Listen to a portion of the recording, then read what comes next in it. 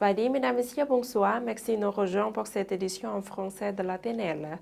Nous sommes lundi le 25 avril 2017. Commençons tout de suite par la réunion mensuelle du gouvernement discute de plusieurs sujets importants.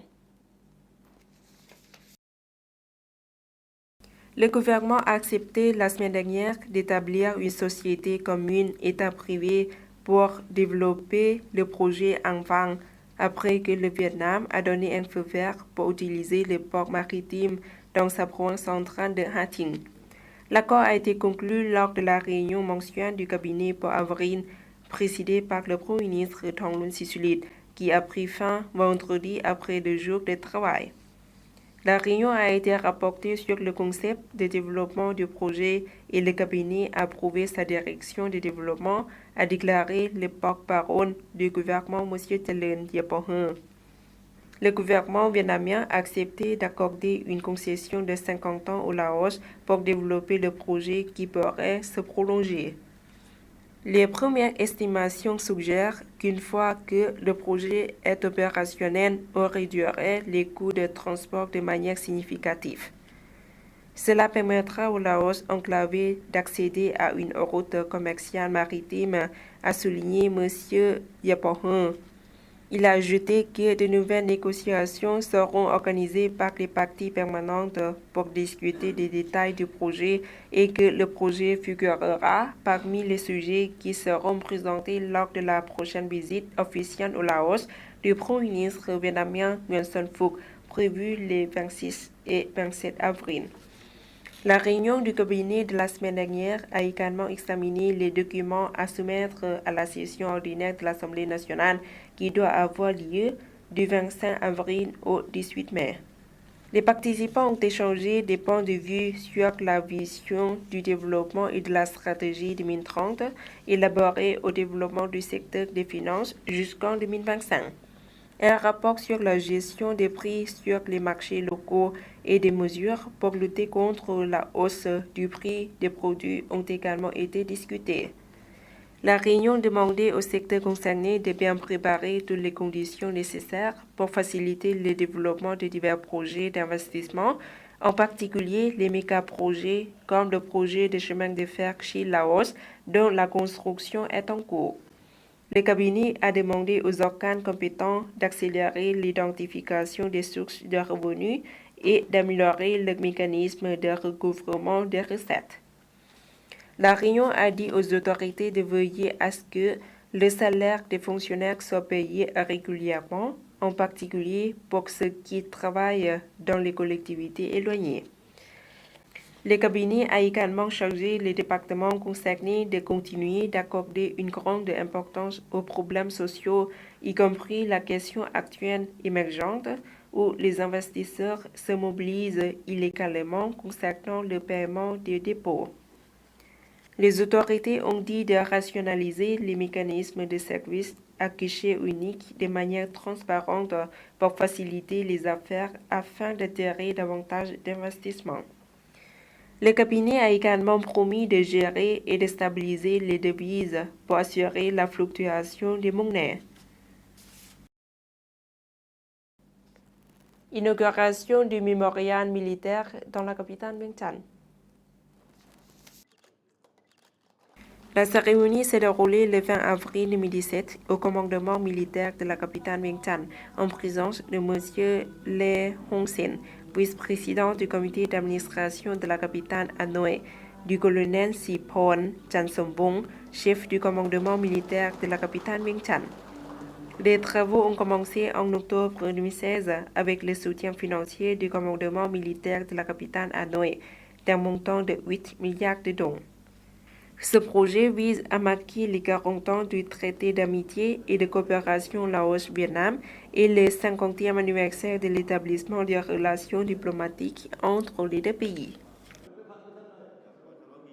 Suite de l'actualité nationale en bref en images. 8 jeunes volontaires chinois de Shanghai de la République populaire de Chine sont arrivés au Laos pour continuer d'aider le Laos dans plusieurs domaines. La cérémonie d'accueil a été organisée le 21 avril 2017 à Vientiane en présence de M.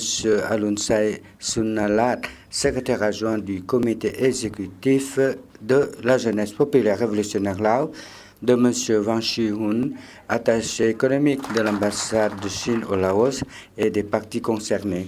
Ces volontaires seront en mission de 6 mois au Laos pour renforcer les relations d'amitié entre les deux pays. Les responsables du travail d'audit ont participé le 24 avril 2017 à la 3e formation sur le travail de l'inspection du parti et de l'État. L'ouverture de la formation a été présidée par M. Kamsuan Tiantavong, vice-président du comité de l'inspection du comité central du parti. Les participants ont appris la connaissance de base sur le travail d'audit du parti et de l'État, le règlement de porter plainte et la lutte contre la corruption. Abri anti-aérienne historique, Huapan en cours d'élaboration.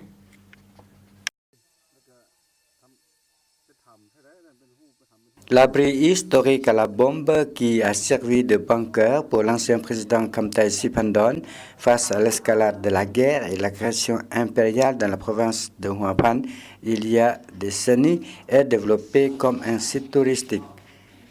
L'abri à la bombe de M. Khamtai Siphandone a été construit en 1961 et est situé dans le village de Tai, environ 10 km du centre-ville.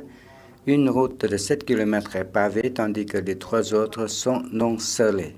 Le directeur du service de l'information, de la culture et du tourisme de Huapan, M. Vongsa Duongthongla, a déclaré que le projet devrait terminer dans les 4 prochains mois. La société de construction a dû importer du matériel de construction et la saison des pluies devrait ralentir les choses. Jusqu'à présent, le projet est terminé à 40%. L'abri à la bombe de Khamtai Siphandone est mis au point par une société chinoise avec un coût total d'environ 500 millions de kip. Le projet de développement comprend la construction du terrain de stationnement, l'extension de l'entrée et d'autres modifications. La société contribuera à la moitié des coûts de développement. La famille de M. Khamtai Siphandone a fourni 130 millions de kip et le reste vient des gens et des fonctionnaires à l'intérieur de la province, a déclaré M. Vongsa. Le projet vise à développer ce site pour être une attraction touristique historique et on espère qu'il attirera plus de visites touristiques une fois achevé, a-t-il ajouté. Il existe d'autres abris historiques à proximité qui attendent également le développement, y compris ceux de Nuakum Savan, Punsepasod et ceux d'autres anciens dirigeants. Sieng Khoang possède de nombreux sites touristiques naturels attrayants tels que la montagne Phukut, des sources thermales, des cascades ainsi que des sites historiques dont la plaine des Jarres. En 2016, plus de 27 000 touristes ont visité la province de Sieng Khoang. Les étrangers ont représenté 60%. Ils sont en provenance de Chine, du Vietnam, de Thaïlande et des pays européens qui apportent environ 14 millions de dollars de revenus. Cette année, les autorités attendent plus de touristes qui visiteront la province en raison de la route de plus en plus confortable et des vols directs tous les jours de la capitale Vientiane et de la province de Luang Prabang. Voilà, c'est la fin de cette édition. Toute l'équipe vous remercie pour votre fidélité. Pour voir aucun reportage, rendez-vous sur la page internet du journal en français de la TNL. Au revoir.